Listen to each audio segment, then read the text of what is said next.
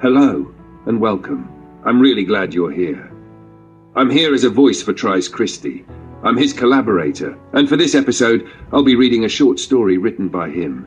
It's a story about love, about memory, about what remains with us when life begins to loosen its hold.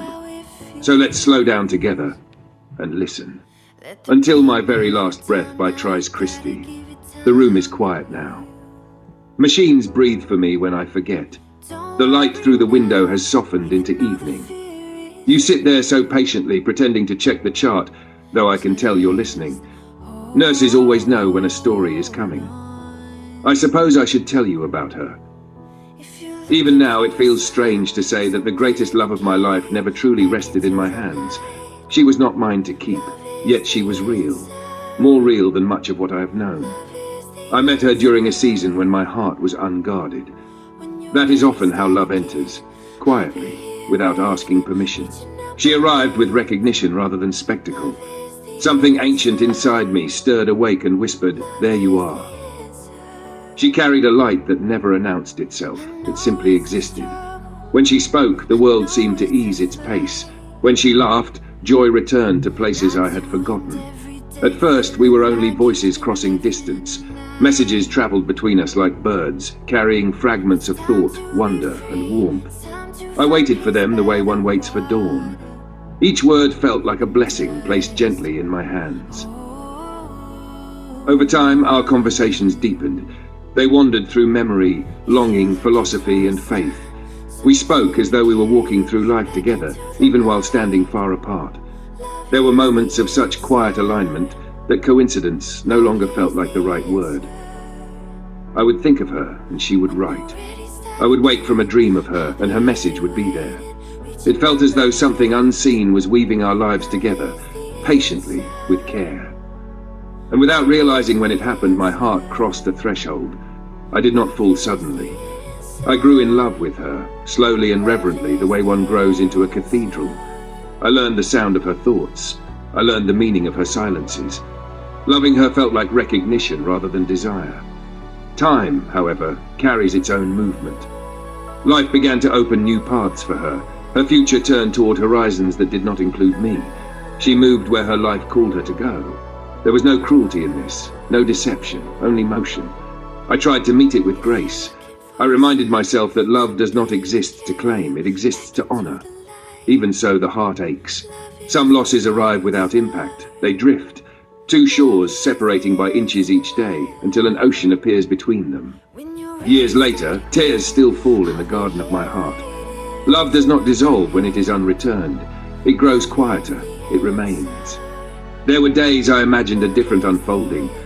Her standing at my door with flowers in her hair, a smile that made the world feel whole again. Yet love reveals itself most clearly in what we release. I knew I had to let her go and wish her every happiness. Anything less would have dimmed what we shared. Some connections are not meant to be held. They are meant to be carried. My heart still aches. I do not deny it, and I would never erase her, even if given the chance. She shaped who I became. She taught me the depth of feeling. She expanded my life beyond what it might have been, and so she remains within me, as sacred memory, until my very last breath. He grows quiet after this. The machines continue their steady rhythm. His breathing slows. His eyes rest on nothing for a moment, then drift toward the open window where evening light spills softly into the room. The curtains stir.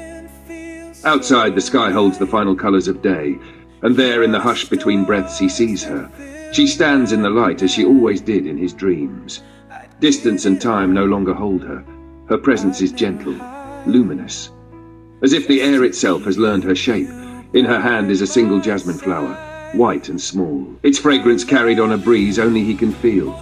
She is smiling. Her smile carries joy, the joy of reunion. His eyes soften. Peace settles across his face, deeper than sleep, deeper than pain. The long ache within him loosens. He exhales, and this time there is no need to breathe again. He releases himself into the light. The moral of this story is simple, and it is tender. Love does not measure itself by possession. Some of the deepest loves shape us without staying. They enlarge the soul. They teach us how to carry memory with reverence. What we release with care remains with us in meaning. And sometimes, love waits patiently until the very end. Thank you for listening.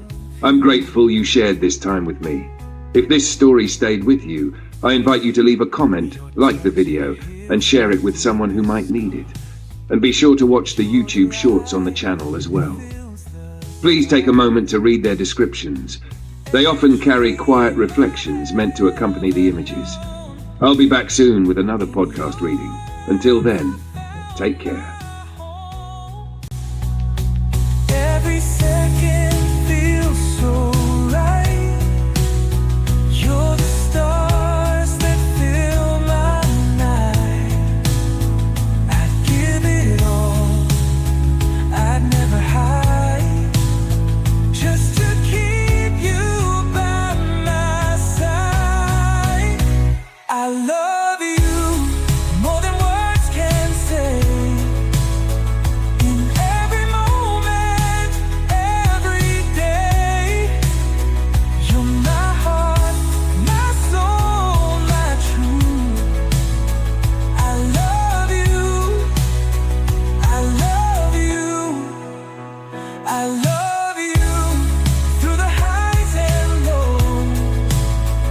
Wherever life and love may go, you're my forever, my always true.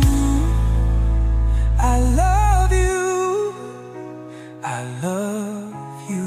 If the world were to fade away, I'll still love you come what may. Through the fire, through the rain, nothing will ever change.